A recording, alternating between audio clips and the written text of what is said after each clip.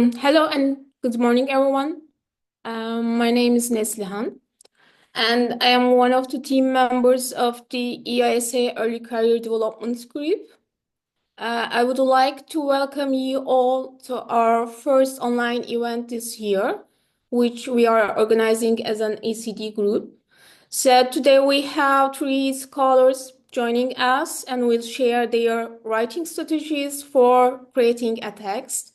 It may be a research paper, a book chapter, a part of a thesis. So those are Joana Ricarte from the University of Cumbria, uh, Samarjit Ghosh from Özyeğin University, and Natalie Welfens from the University of Duisburg, Essen. So I would like to thank them all again for accepting our invitation. After the short 15 and 20 minutes speech of our speakers, we will continue with a short Q&A session. If you have questions and comments, and you can also share them on the chat, and please specify which speaker you are asking to. Then we will continue with a writing session for 2 hours. So let's start with Natalie. The floor is yours. Thank you, and thanks so much for having us. I think it's a really great and important initiative. I'll just share my slides and hope that it works. Can you just confirm that you probably see it in presentation mode, I guess? Can you see the slides? Yeah. Perfect. Yes. Okay, great. Then I will start to tell you, to give you my 2 cents on academic writing, and let me maybe just start by saying that these are my tips that I got throughout my career. And I think the most important thing is that you find out what kind of writer you are and what works for you. So yeah, bear this in mind when listening to the following slides and take whatever is useful for you. I'll say a few words by means of introduction, then I'll focus on how to get started, so how to start writing a text, then how to actually craft your text, fill it with words and paragraphs and content. And then I'll say a few words also on navigating journals and book publishers before I then conclude with a few resources.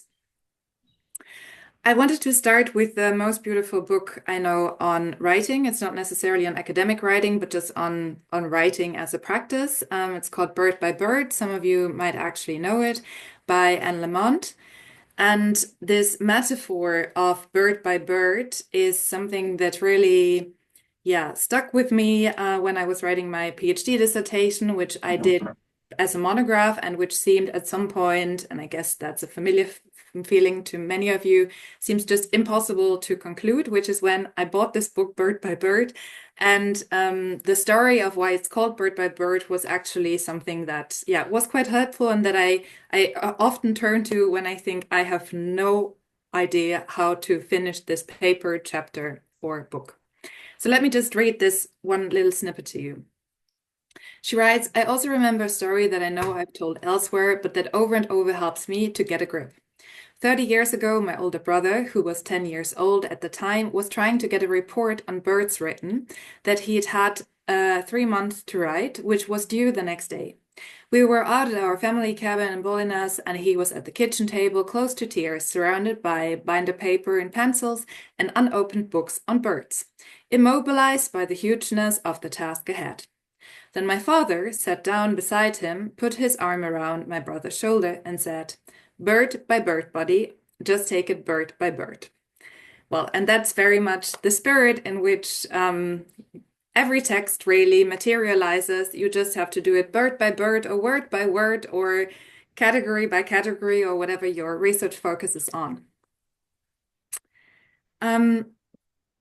So bearing that in mind, let me see how I can click further.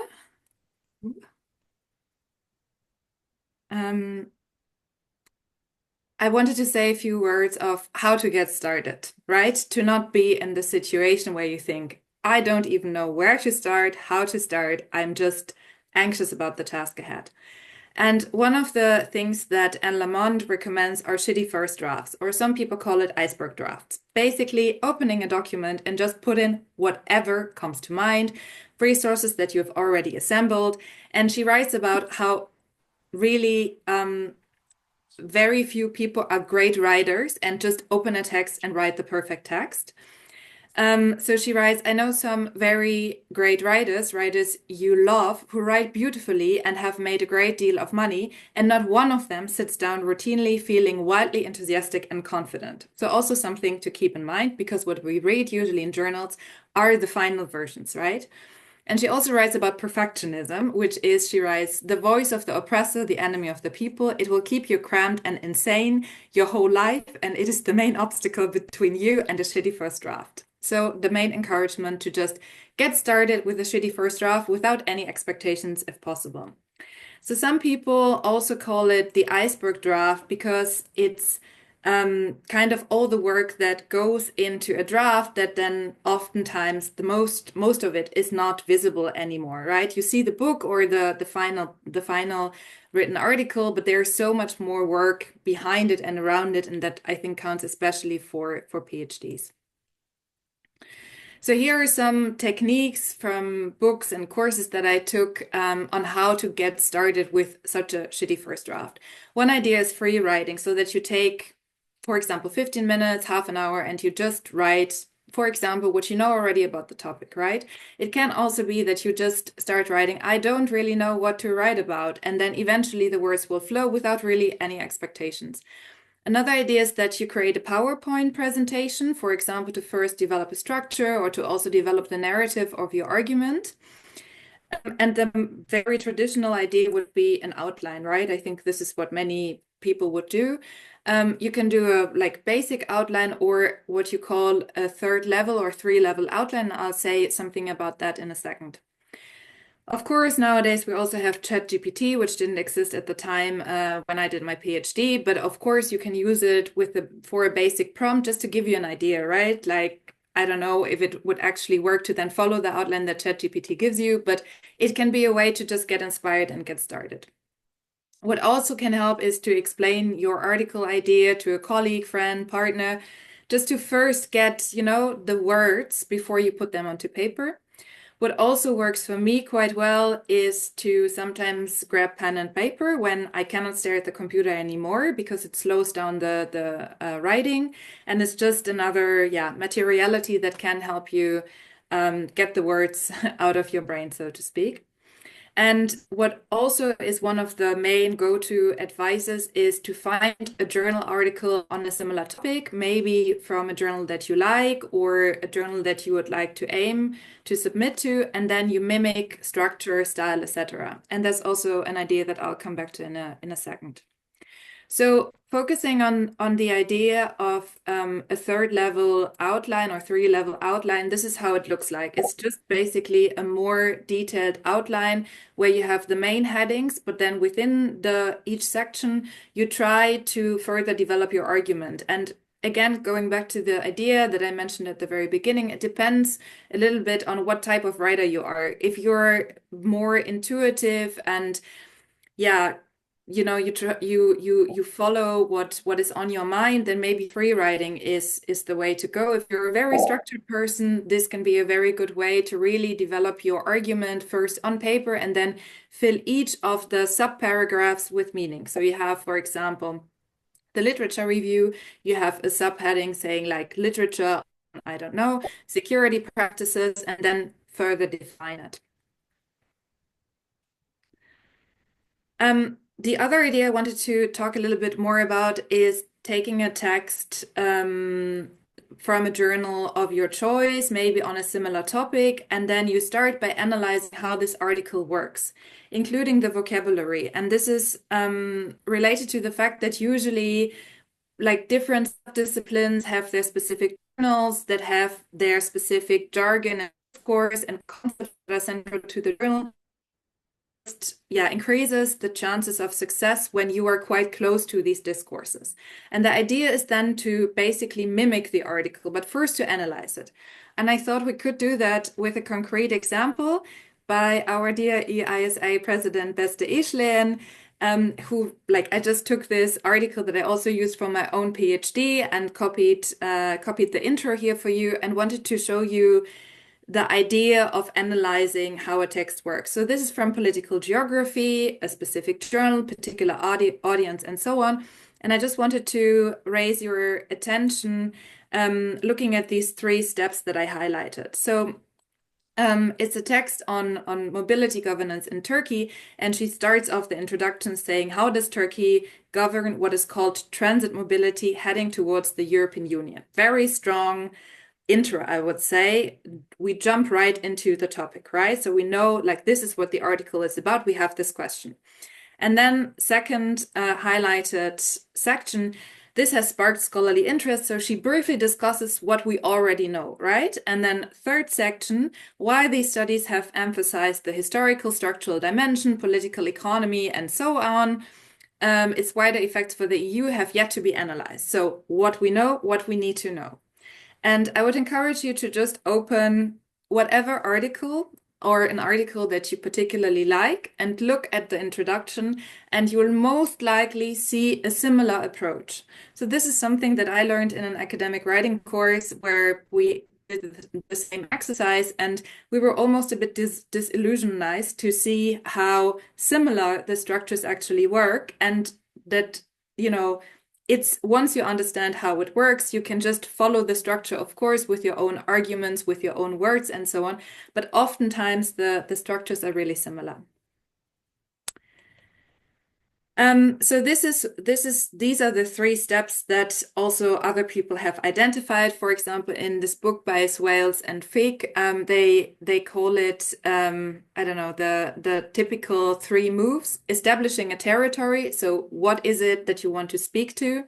Establishing a gap or a niche, and then occupying the niche. This can be outlining the purpose and scope of current research, listing questions or hypotheses, stating importance of current research, and indicating or describing the structure of the proposed research. So these 3 steps is usually really what you first need to do in order to get started.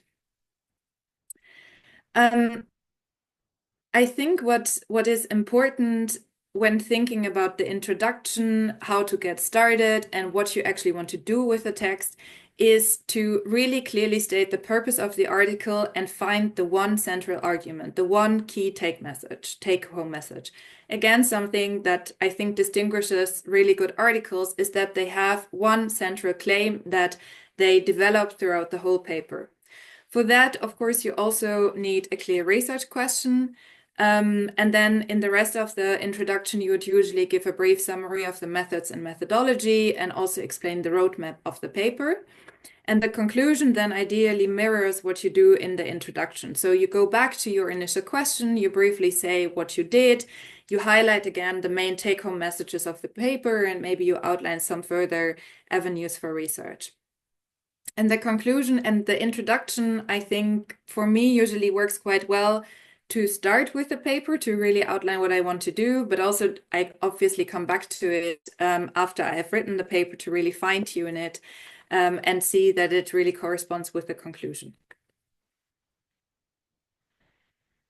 And then when you go further into your text and you develop paragraph by paragraph, there as well, there is a certain structure that once you start analyzing academic articles or you look at academic writing advice, you will see that the anatomy of paragraphs are usually similar. Again, it depends a little bit on your specific field and the subdiscipline and so on, but usually what you see is something like that. I got that from Twitter, now X. And I couldn't really find the source, but I took a screenshot back then. I thought that it was a really good way to illustrate how a paragraph works. So usually the green one is the claim or the topic sentence, right? You have a particular claim. And then in the rest of the paragraph, you develop the claim further with highlighted in orange contextual information about the evidence. Then the evidence, for example, a quote from your empirical material, why the evidence matters or what it tells us, right? Highlighted in pink. And then some kind of concluding sentence or wrap up that also then transitions to the next paragraph, ideally. And having that in mind when writing, but also when then revising your paper, can be really helpful to find out, does your topic sentence work? What is unnecessary information? Do your transitions work? And is your text running smoothly? It looks very mechanical, but I do think it's quite helpful. So here are some more rules of thumb that I got as advice for my own writing. As I said, I think one of the most important ones is to have this one key take-home message. Maybe it's not very clear at the beginning of the writing process, but this is what you should develop throughout the different drafts. I have already also mentioned strong topic sentences, and we'll come back to it, why it's important. I personally like active language, but this again, like, people have various opinions on that matter. Some prefer passive language, but I usually think it makes a text more, intriguing when you write with active language. I personally think that avoiding jargon is a good idea, although in some parts of IR, it's very full of jargon, but I do think it's important to write in a way that is accessible for many people, if not for all. And in that regard, also streamlining your terminology or the central concepts is super, super key. So especially when you use concepts like discourses or imaginary, oftentimes you have synonyms that then you use because you think, I will, it will add a little bit of variety, but stick to the one concept that you use and make it central. That oftentimes helps to add clarity to the text.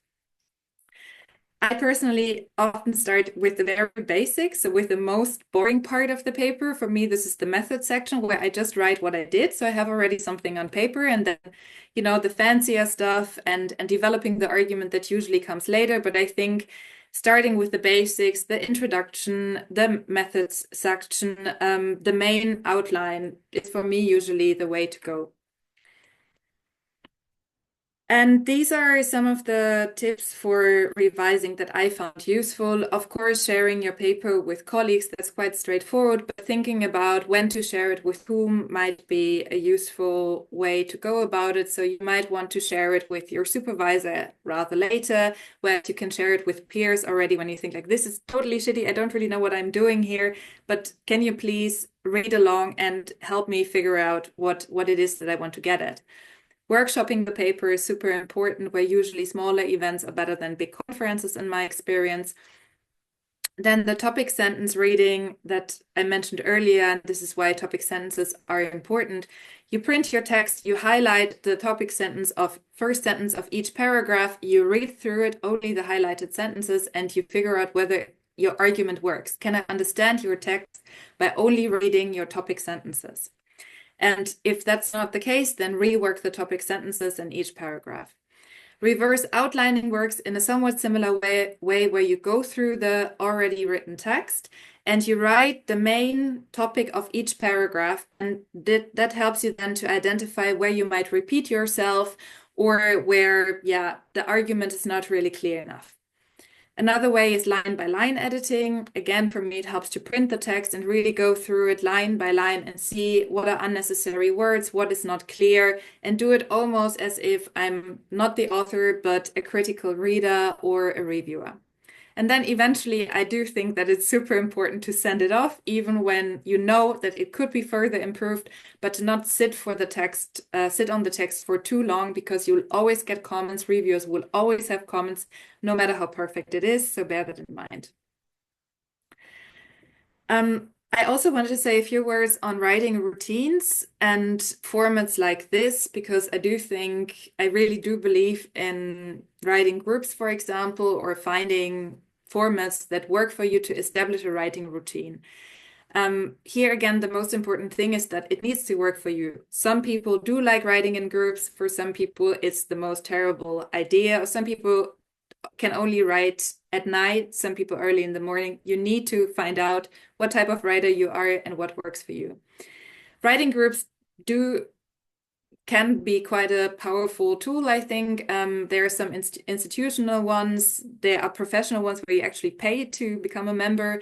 You can also self-organize it just with your friends or colleagues. And there, I think it's really important to define some rules. So, for example, we talk for the first 15 minutes, we chat, but then we really do 1 hour of focused writing. You can also do, of course, the Pomodoro technique just for yourself, quite common, 45 minutes writing, but for some people it might be too short. So I usually do an hour and then 15 minutes break. Again, something to figure out for yourself. And then I do think that one of the most important tips really is that when you are blocked and nothing comes out, then do something else. Just leave it. Because I think there is almost, there are no, like this feeling of just staring at your computer and trying to squeeze out words. It's not a really nice one. It's not productive. So when this happens, calculate for bad writing days, do something else, hop on your bike, I don't know, chat with a friend, have coffee, and leave it. And yet I do think it's important to write regularly to really get into this routine and make it part of your everyday or weekly routine. So a few words on navigating academic journals, but I have already taken up quite some time, so I'll be very, very brief on that. Let me just say that I do think it's important to write with the journal in mind. It can be quite helpful also with regard to this analyzing the article and then mimicking it. You can usually reach out to editors. They are more approachable than they may seem sometime. And it's super important to also put effort into your cover letter and also response letters.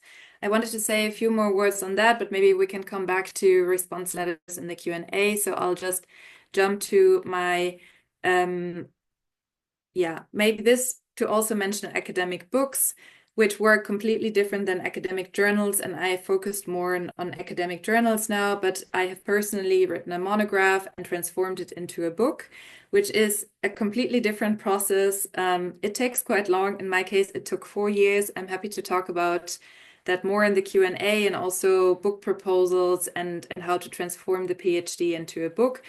Mine is now forthcoming in this summer, and I can just say that it was quite a journey. And then I'll just conclude with some books on writing, and we'll share the slide, I guess, with you so you can look at them. Bird by Bird, I've already mentioned, writing for academic journals, right to the top. And then one last recommendation would be the blog by Raul Pacheco Vega, who has lots of resources on writing, doing the literature review, and so on. Really something that I can recommend. And with that, I thank you for your attention, and I look forward to the discussion. Thank you so much, Natalie, for your detailed and fantastic presentation. And we continue with, Joanna. Well, thank you, Natalie, and thanks the ECD Group, first of all, for this initiative and also for inviting me, which is a pleasure to be here. First of all, I'd like to ask you something because I thought I would be seeing people and that I would be able to like interact a little bit. I don't know if this is possible, Barbara. Okay, so you can be here.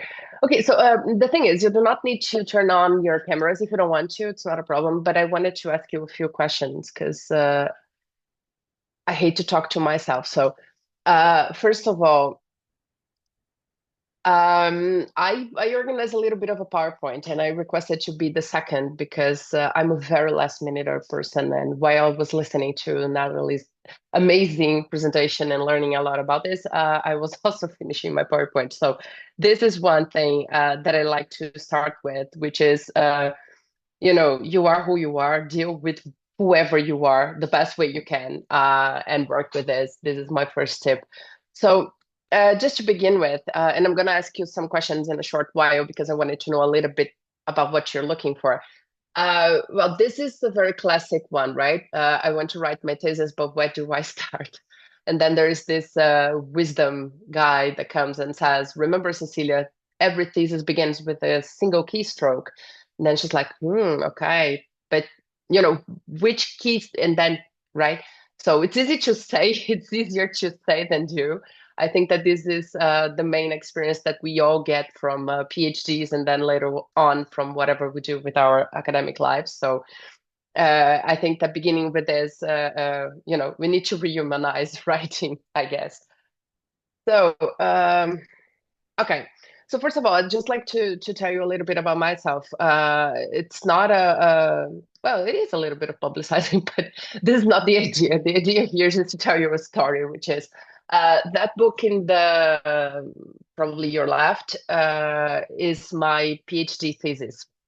So I used to call it from the deep of my heart, this shitty thing for a long time. Like it was the shitty thing. Usually when I refer to it, it was that shitty thing. And I wrote my PhD way more time than I should have. I took 8 years. I can give you a lot of explanations to this, such as beginning my PhD during the subprime financial crisis and getting a scholarship only 2 years later, which was actually, a very lucky thing back then. But yeah, those are really bullshit stories. I must tell you, in the end of the day, it was procrastinating, a lot of procrastinating, and due to psychological reasons. And I think that this is one thing that we should address. And I'm going this way, so I think that it will complement a lot what Natalie said. So when I finished my PhD in 2020, it was like well, I can tell you this story later, but I finished. I finally finished during the pandemic. I was pregnant with my second son. I decided to, postpone my son for a long time after 6 years being married because, PhD, I will never be able to finish this with a kid, blah, blah, blah, blah, blah. And then I really, aimed my son to what I thought would be the end of my PhD because I would still be able to get paid parenting leave because in Portugal you have in the scholarship paid parenting leave. So I aimed him to the end of my PhD. Luckily, I managed to get pregnant when I wanted to. And then I thought, okay, I'm gonna have my PhD ready, then I'm gonna have my son, then I'm gonna have my leave, and then I'm gonna submit my thesis, and then I'm gonna have those last 3 months of being paid, then I'm gonna have my viva, and this did not happen.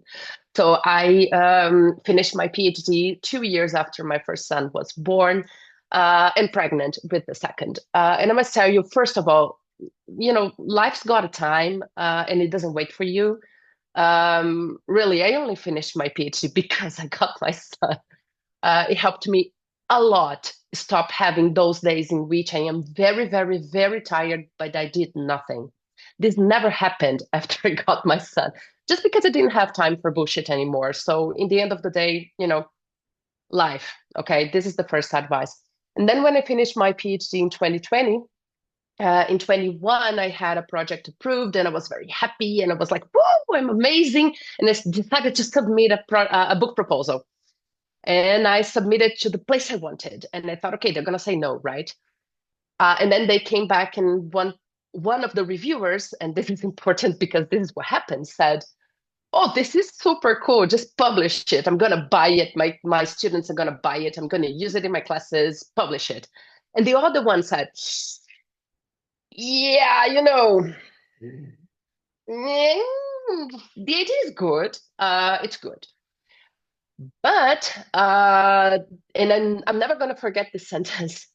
The author makes claim of originality based on not quoting. But my reviewer, the critical reviewer, which reviewed herself to me last year, which is interesting, someone whose work is very, very good. She was very kind. She was very kind. She was very concrete. And after crying for 3 days, I decided I was going to respond to that. And then I submitted a new proposal with a different organization of my book. And I said, okay, I'm going to change the chapters. I'm going to do this and that. And this is going to work. And then the editor said, okay, that's good. Let's go. And I signed the contract. And after I signed the contract, it was a nightmare. Like I wasn't prepared for this. I wasn't prepared to going back to my PhD 1 year after being published. So it was one of those, good news in which you were like, oh my God, why did I submit this? Why? Then I started to have those awakened dreams, like, I get hit by a bus and I die, and then they publish my PhD exactly like it was in memoriam. And then it's published, right? This is gone. And my husband is a psychologist, and he usually says, those kinds of thinking are way more normal than you think. Like everybody has ever, one day thought, the word could just like cease existing, and then this would cease existing too. Well, in the end of the day, I don't call it the shitty thing anymore, and I'm very much proud of it. And even published a new book the year following that, and now got a challenge to do a new one. And yeah, I'm going to do it. So this is the thing. You transform the way you look into your stuff, really. But you need to make fun of what you feel sometimes because it's important. So this is the part in which I wanted to, talk a little bit with you. Could you just raise your hands because I probably can see it. Oh, I'm sorry. Have you ever felt blocked? If you could press like your hands or just, Okay, cool. I'm going to do something different. Have you never felt blocked? Anyone? Okay, so everybody has ever felt blocked. Okay, cool. So do you frequently experience the sense of lack of inspiration to begin writing? Or are you always like, I'm super inspired, I'm going to go there and write and everything? And okay, yeah, okay. So we all lack inspiration sometimes, right? And now this one is a more personal one, I guess, because this is about different ways of being, right? Would you say that beginning is your main problem, but once you manage to unblock, you feel like he gets moving naturally? Think about this. So I just put here like 4 options. Probably there are way more, but beginning is your main problem, but once you manage to unblock, you feel like, okay, why didn't I begin before with the shitty draft, as Natalie said? But then there is someone who is like, okay, I easily begin to write, but I have some difficulties in continuing, in articulating. So sitting down and writing is not my problem. My problem is, when I begin writing, what do I do next? Is this the case of any of you here? Okay, okay. And what about the ones that feel like either beginning of developing the text has been a problem for me. Like, you know, I'm blocked to begin with. When I managed to unblock, I blocked to continue. No? Okay. Some people stuck into this. Yeah. And what about, those people that feel I can write? Like writing is not a problem for me in any way, but I have a huge problem, which is stop writing. Does anyone here? Yeah. Okay. So I just decided to ask you those questions. Why? Because first of all, we're very different people, right?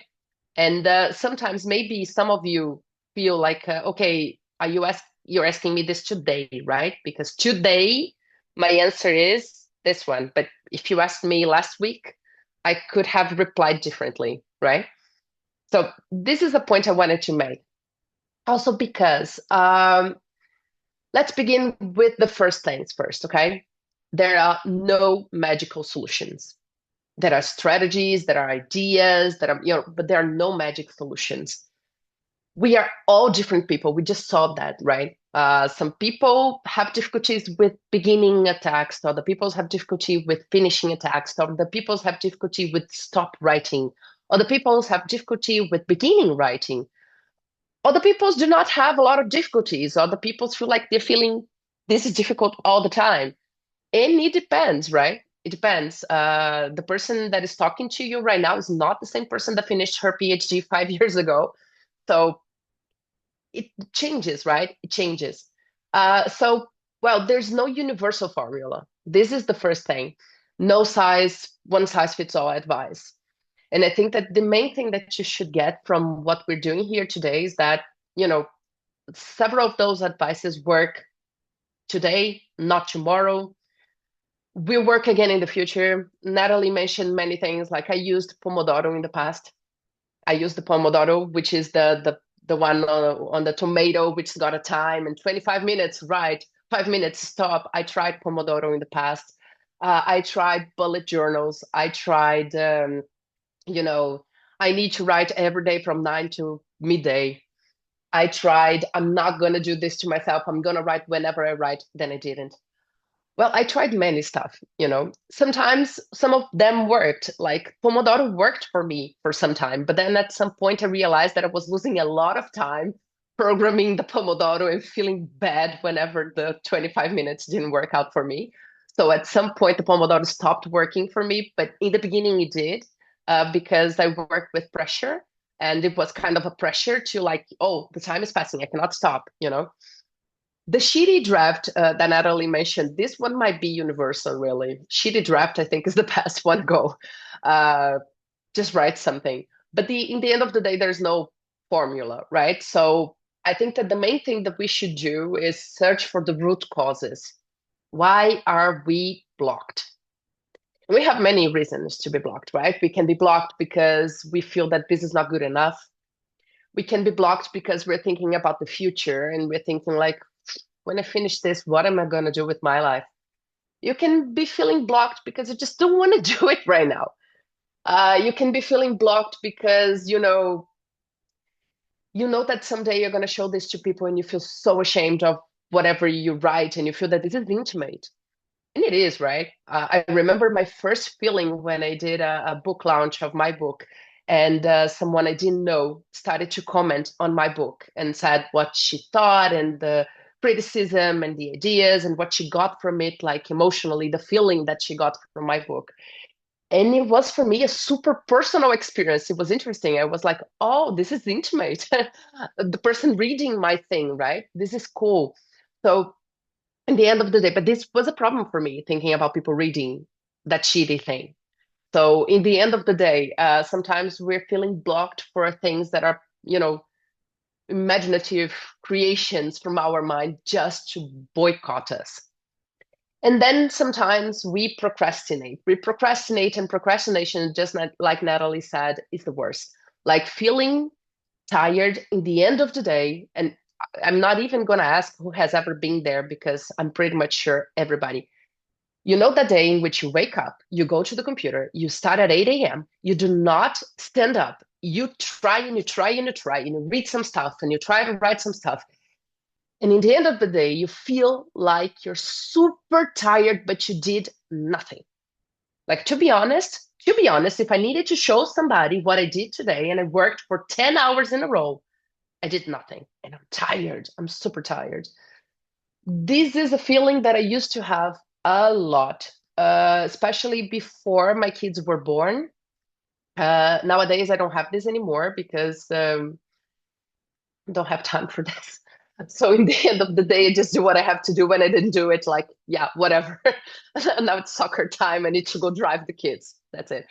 So the before them, I felt this a lot, like many days in which I knew I worked and I worked and I worked and I worked, but it didn't really work. And this is the worst. And sometimes we just need to, I'm going to do something else. Then we have the question of thinking of the future to forget the present, right? Who has never thought, yeah,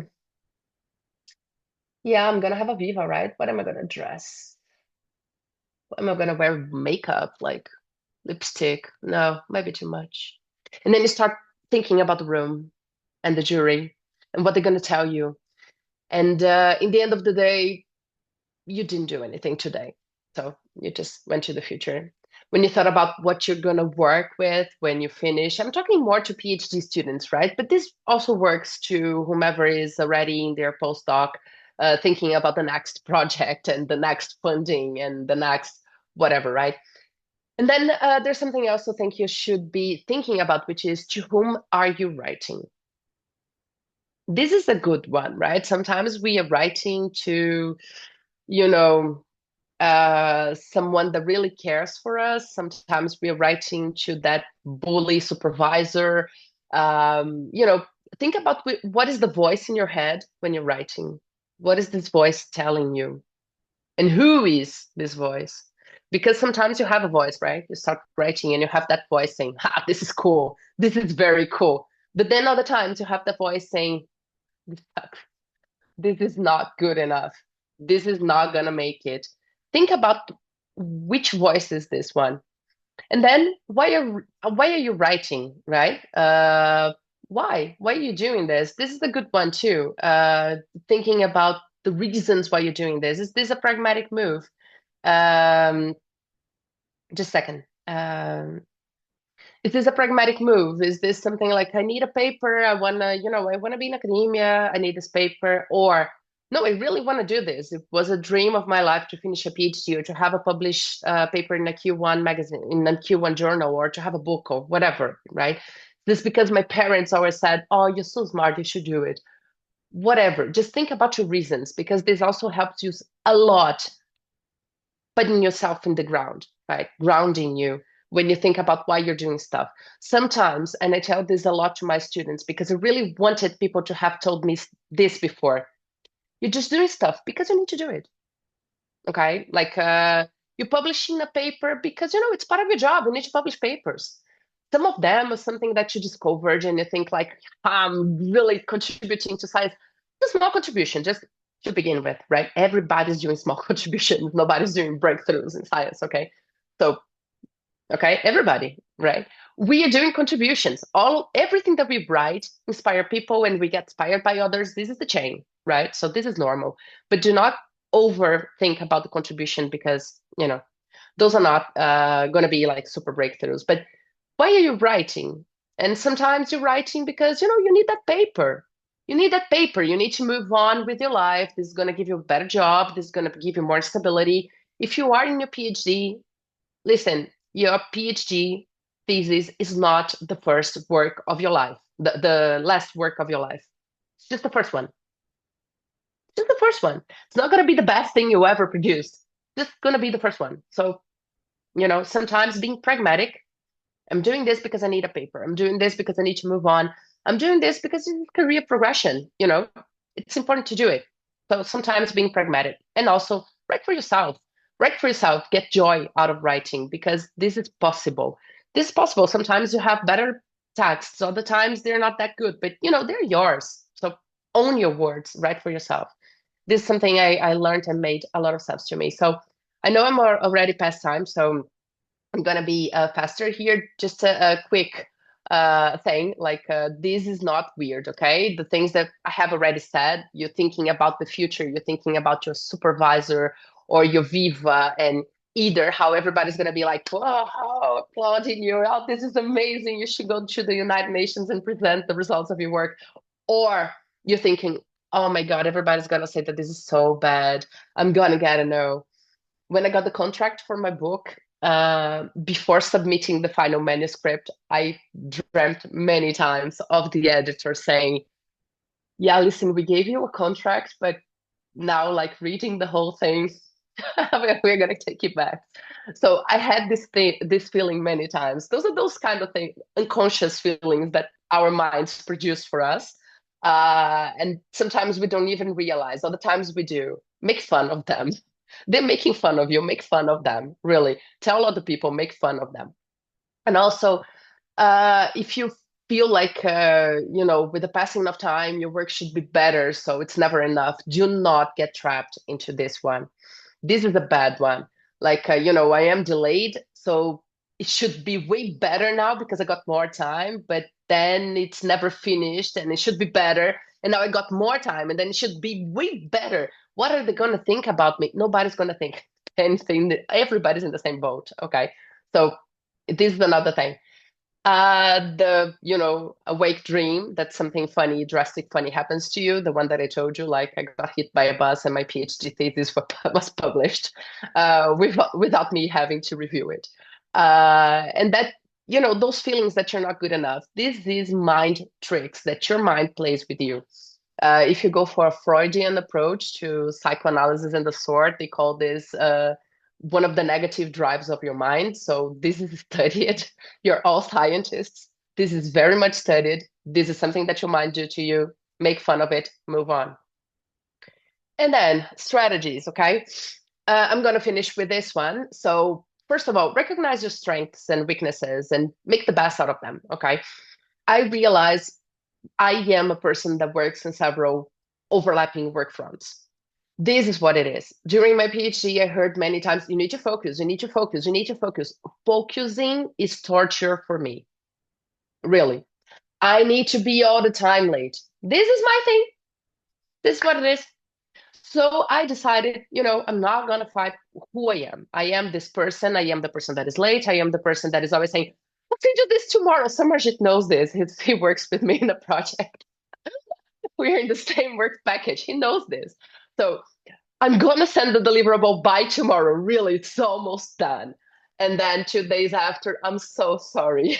No, this is who I am. I try my best, especially when I work collectively, to be respectful of other people's work, especially because the Turkish team of our project, which is also Samarjit is part of it, is a team that works with more time in advance. So I try to be respectful of my colleagues. And when I work with collective projects, I try to comply as much as I can, especially with people that work differently from myself. But I am someone that works in several overlapping fronts. This is what it is. I am happy doing this. It makes it easier for me to feel like I'm blocked here, I'm going over there, I'm blocked there, I'm going to the other place. This is what I am. Some people are not like this. Some people need to sit down, work, finish what they're doing to move to the next work front. If you are like this, make the best out of this. You're focused. Use your focus, and deliver. You are someone that is more, all over the place. This is what you are. You're going to produce a lot in several different work fronts. Try not to boycott yourself, especially when you're working with other people. But this is what you are. Embrace it, right? This is the difference between those people that are last minute or people who are like take your time people. So think who you are and try to work with this. The question of some people who are more autonomous and the people that need more supervision. Well, work with this too. Think about this. You need more supervision. Tell your supervisor, I need deadlines. I need you to talk to me. I need you to come after me. If you feel like you're a more autonomous person, please give me space. I need more space, but think about who you are. And also be flexible because we have different days. I have some days in which I need to finish whatever I'm doing or I'm not going to sleep. So I get focused sometimes. So this is, who we are. Work when you can. Do not create intangible rules that you fail to comply and then you feel like I am a failure. I'm never going to, do not do this to yourself. Be flexible. Sometimes you can work, other times you can't. After I had my sons, the first thing that I realized is that whenever I can, I open a computer and start working, because I cannot have like, 9 to 5 work anymore. It doesn't work. Develop routines, but do not be flexible. Routines help you, but routines do not need to be every day I wake up and I have breakfast at 8 and then at 9 I sit down and then I start writing. And if I don't, this is the end of the world. It doesn't need to be like this. But routine is, I do have days in which I know I'm working and I'm gonna work those days. Do not have like a excessively flexible schedules because then you do not produce. And be kind to yourself, be comfortable, be in places that you like. If you like to work at home, if you don't like to work at home, go away. If you like to, change places and have fun, both working and outside your work. So my quick tips are, and I know we don't have more time. My quick tips are thick skin, receive criticism, work with your criticism. If some criticism makes you feel too bad, it's probably the person that is talking to you's problem, not yours. So, feel sorry, move on. Ask for advice. Select what you hear. Sometimes it's useful. Other times it's not useful. Sometimes it's aggressive. If it is aggressive, it's a problem of the other person. It's not yours. Move on. Forget it. It's not a good one. Listen to people when what you listen is nice, when it's useful. When it's not useful, move on. Write.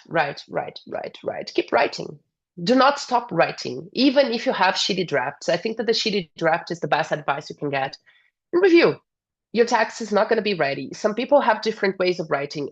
I am a person that needs to have a finished paragraph. I'm not good with writing, and then coming back and revising. I finish my paragraphs and they're perfect. They're perfect in terms of the language and the punctuation and the way that you listen to what you're reading and it makes sense. this is how I work. But we always need to review. So either you are more like this, or you can work with shitty drafts, write and review. And do not work to procrastinate, because sometimes you spend a whole day working a lot not to do what you have to do, and then you feel way more tired. So be careful about working to procrastinate. Keep track of your waste. Nothing is lost. So sometimes you just feel like this part of the tax is not going to work, put it in a waste document because you can use it for different things in the future. And be organized, but do not spend your whole days organizing stuff, because you can procrastinate organizing, and this is not good enough. And plan your writing, just like Natalie said. So she gave amazing tips. I'm not going there. Just to finish, this is what we get, right? In a paper, in a thesis, final doc, final review 2 doc, final review 6 comments doc, final review 8 comments, 5 corrections doc. Then you have, amazing documents with different reviews. So reviewing is part of the thing. Review always and talk to other people. And this is it. I hope it was helpful.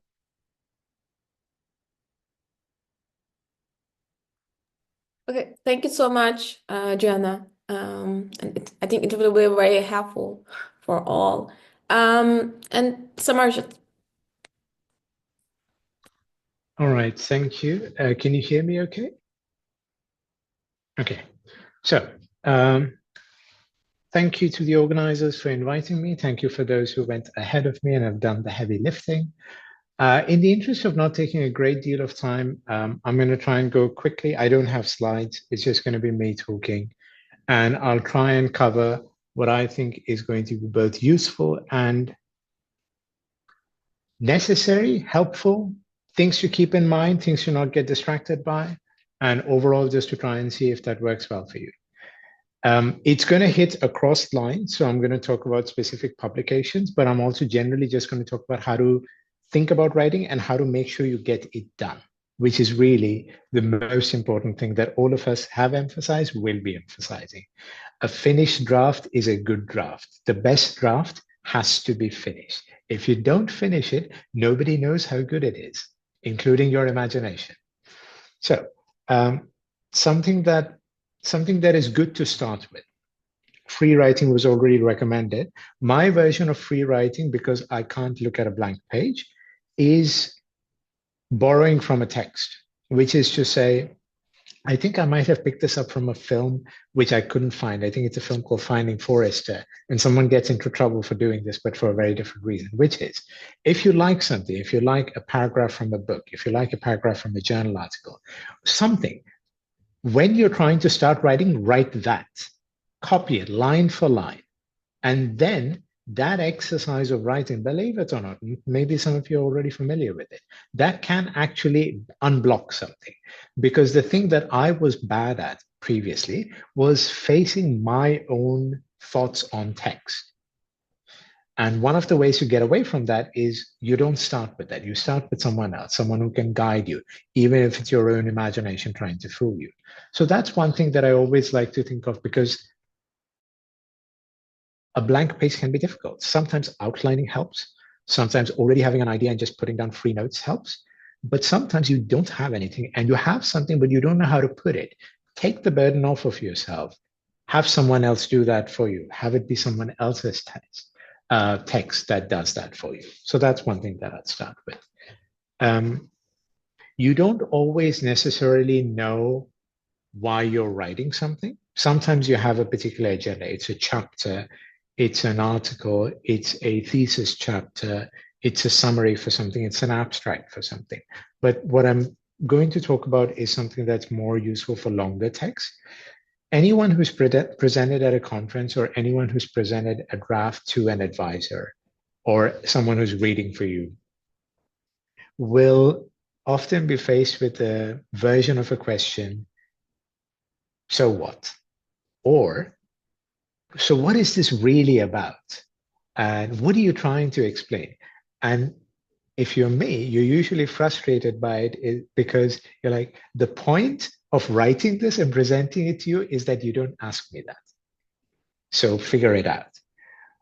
But the fact of the matter is, this is not something that perhaps helps you while writing that first draft, but looking back at it, think about, What is it that I was trying to do? What is it that I am trying to do?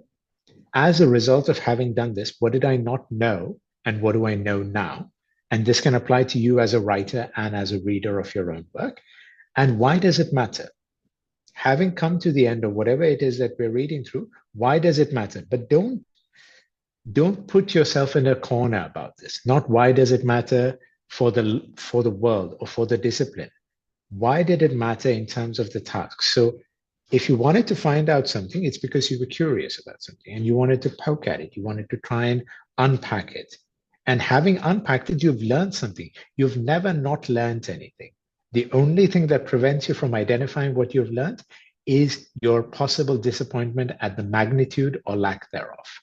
Just because you haven't learned something well-defining doesn't mean you haven't learned something. Don't let that be the obstacle to, well, I've come to the end of it, but I don't know whether it was worthwhile. And you can use that in a positive way. You can use that in a negative way. I'll give you an example from when I was in graduate school. At one point of time, I had someone who was my advisor, but didn't end up remaining my advisor, ask me the question is, why is this work important? What will we learn from what you're trying to do? How will we be better, for lack of a better word, having read your work? And I told him on his face that I think that's too high a margin. I don't accept that. I have read plenty of articles for the seminars that we have been in together, and I can honestly say I am not the better off for having read many of those. You can't hold my work to that standard that I don't hold others' work. Did I execute a task? Did I say I was going to do something, prove that I was going to do something, analyze it methodically, come to a conclusion? Have I executed it? Yes. Start from there. Don't try and think about, did it matter from the very beginning? That's for later. Start with the step-by-step execution, and that will get you somewhere. Will it be exactly where you want it to be at the end of the first draft? Possibly not, but that's okay, because you're no longer where you started, and that's already your way ahead of it. What else? Write as a task. Write because it's what you need to do, because you have to do it for work, not because you're inspired. It helps if you're inspired. Not because you genuinely enjoy it, though it helps if you enjoy it, right? Because we're all in a version of a profession or in different parts of a profession where there's no escape from it. You have to do it. So don't put yourself in the mind, try and not put yourself in the space of, this is a big thing that I need to handle. Put it in the pocket of, this is my daily work. I just pump out a few hundred words. That's it. My daily job is to write. Just chip away at it. It doesn't have to be the best thing. It doesn't have to be the worst thing. It just has to be something. And again, this probably applies to both Natalie and Joanna who've spoken ahead of me, but I can say it from a deep sense of personal self. Everything that I'm telling you, I have done.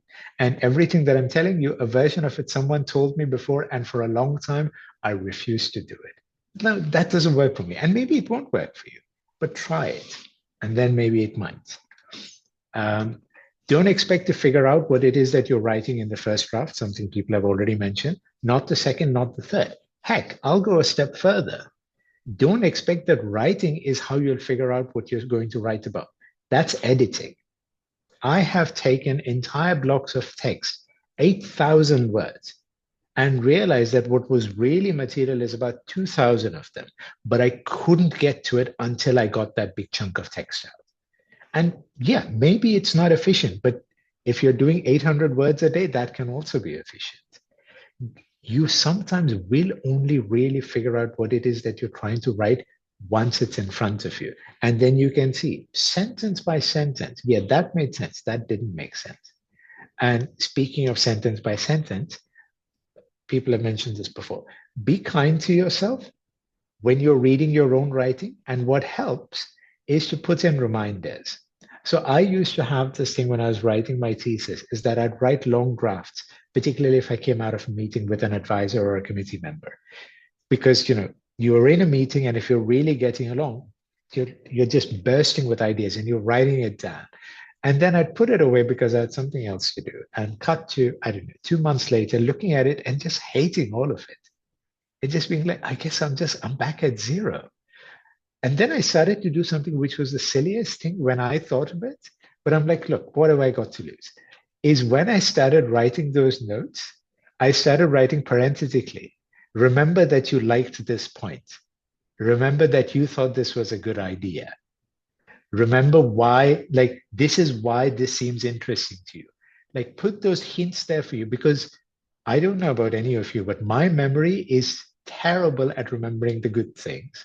It's good at remembering criticism. But so you have to do the work for you, because when you're writing, whether you believe it for yourself or not, at some point of time, you will like a sentence that you write. Hopefully more, hopefully entire pages. Don't leave that to your imagination to forget. Put it down on paper. And then you can second guess yourself. Obviously, that's what life's about, second guessing yourself. But make sure to leave that, because you won't, like, trust me on it. Try it. Maybe it won't work for you. Maybe it will. Be kind to yourself. Be kind to others' opinion of you, both positive and negative. We sometimes are very kind to other people's negative opinion, particularly critical. We always are very confident at the fact that if someone that I respect has critiqued my writing, they've got something behind it. But we're less good at picking up on positive elements of it. When someone you trust says something positive, don't be like, you're just saying that. No. Why are they saying that? Why would you trust the negative but not the positive? What's the matter with you? Like, don't do that to yourself. Again, I'm talking to myself when I'm saying this as well. So work with that, because genuinely, that's something that will also help. Try and keep both of them at a balance. And if you don't have enough people being kind to you, ask them. Because this is also something that sometimes you might realize that the person across from you doesn't know what you expect of them. Again, with my advisor, the one that I finished with, I used to have this thing, we'd go into meetings and he'd tell me what I need to work on, et cetera, et cetera. And one day I had to sit him down and tell him, but you need to tell me what works. Don't assume that I know what works. If you're willing to tell me, if you're able to tell me what's not working, tell me what works. Give me that push. I need that push. And then he made it a point to do so, and it worked wonderfully. And apparently the only thing he was thinking was, you know what works. I'm here to tell you what doesn't. But that's not true. That's what second guessing is about. Try and plan things. When I say plan things, not outline necessarily, but it helps to have targets. So if you need to write a chapter, you know what it does for whatever piece of larger work that you're supposed to do. But maybe that's not enough to get you going, or that's not enough to give you a framework. If, for example, you already know what you need to do for a chapter, look for a journal where you can maybe send it. Not because then you're setting up yourself to send to a journal, but that looking at that journal has an article that you write, has a range of articles that you write, that gives you a format. Natalie already spoke about templates. That gives you a format. That already takes off a little of the burden from you. You know you need to do this piece of writing. Here's a little bit of a map on how someone else, for a venue that you're inclined towards, has already done it. Start to break down how they've done it, as Natalie demonstrated. Map it out for yourself, because that'll help, and it will give you that little bit of just a little bit of a signal as to what direction to go in, because you know what the chapter needs to do, but you don't necessarily know maybe how you need to do it.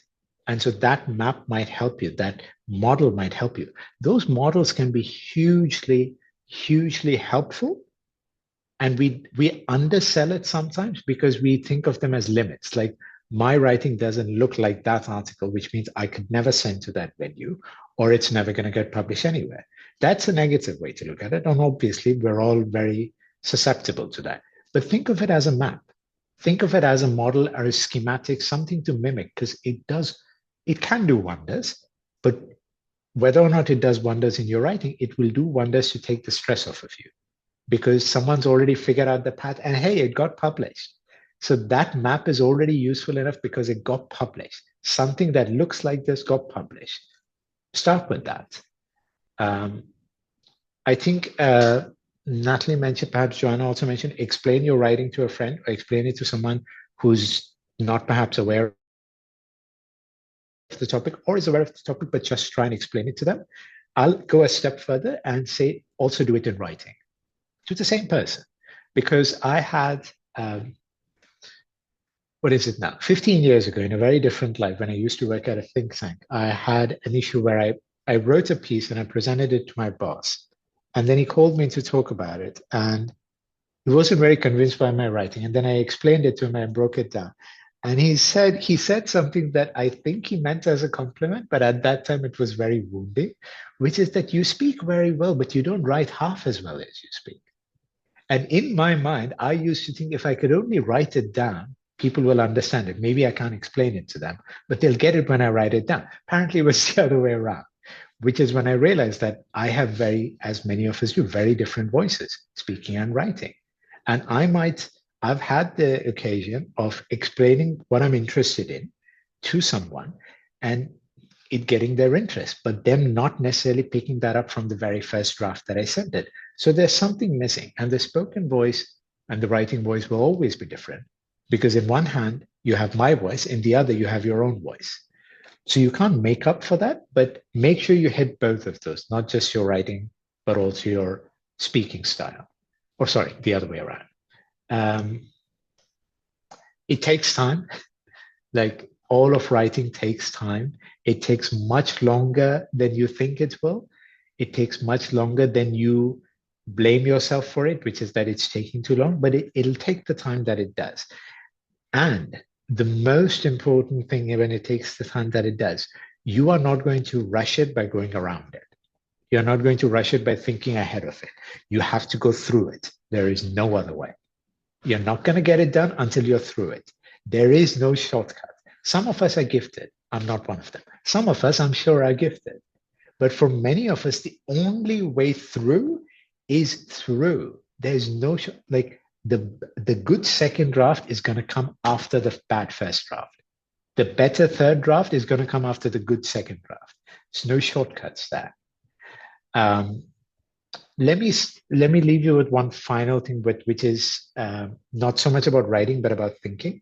And for those of you who might be in the PhD process as well, thinking about, not all your ideas belong in one thing. What I used to have as an issue when I was writing my proposal, before that, when I was writing something pre-proposal, I'd read something, get really inspired by it, and the next draft of whatever I was writing, it had something in there. And sometimes that can be great, but sometimes it doesn't. And the way to help yourself is that when you get an idea, when you're writing something and you're working on something and you know it has a defined point, keep on doing it and you get an idea, write an abstract. Take that idea, 200 words, put it away. Make a file, don't lose it because it'll come in handy. This is an advice given to me by Samarjit from Vassar, like many years ago when I was struggling with the PhD. And he said, when you think of an idea, instead of trying to see how can I put it, because now it seems like it's the only thing I can write about, write an abstract. Don't forget it. Don't think it's minor. Write an abstract, put it away. And then that can be something that helps. Final thing, don't be surprised on learning new information. And I'll explain what this means. Some of you might come from, all of us come from different academic backgrounds, let me put it that way. All of us come from different academic experiences, or perhaps not that much experience. And in the spaces we'll be in, we will have different kinds of academic interactions. So take as an example, before I got my PhD, I had a bachelor's degree, I had 2 master's degrees. Both my parents had bachelor's degrees. But all of my education up until the second master's and PhD was in India. And then I went to the US, very different academic systems. And I knew nothing of it and I struggled a lot with it, still struggle a lot with it.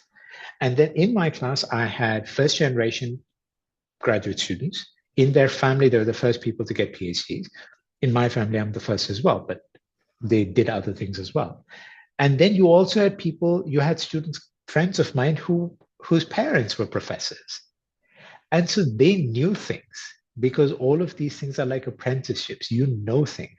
Just like if you want to talk about central banking, that's not my profession, but I can tell you all about it because that was my father's profession. That can be sometimes very dispiriting and demotivating because it's the idea we are all familiar with, the hidden curriculum. It's like you're supposed to know it, but you don't know why you're supposed to know it, only because someone else did. And where did they get that from? Because you're in the same place. It's okay, because we're none of us starting from the same place. None of us starting from anywhere close to it. Some of us are better at camouflaging it. Some of us are better at hiding it. Some of us are better at not letting it get to us. But we're all at some level struggling. And so when you encounter something new, instead of trying to think of, well, how did I not know about this, which is something that everyone seemingly already knew? They didn't either. They're just not giving you the 2.5-hour movie where they summarize all of how they learned that. They're giving you the finished product, just like many of us are as well. None of this came easy. None of this came like that. It takes time, and that's okay. You're not supposed to learn at anyone else's speed but yours. And sometimes that'll work in ways that'll help you. Sometimes that'll hamper you. But you have to live with yourself, so work with yourself. Don't try and work with someone else before you work with yourself. Sorry, that sounded a little bit to management speak as I was saying it, but you know what I mean. That's all I've got for you. Good luck to everyone. I'm sure you'll write great drafts, great texts. You've all got this in you. You just have to figure out how you're going to get it out of you. Thanks. Yeah. Thank you so much, Samarjit.